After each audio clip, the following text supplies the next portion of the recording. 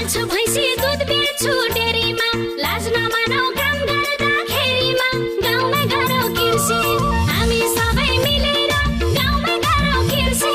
गाउँमै गरौ कृषि विदेश जाने कुरालाई मनैदेखि बिर्सी पाल्छु भैँसी दुध बेच्छु डेरीमा लाज नमानौ काम गर्दाखेरिमा गाउँमै गरौ कृषि हामी सबै मिलेर गाउँमै गरौ कृषि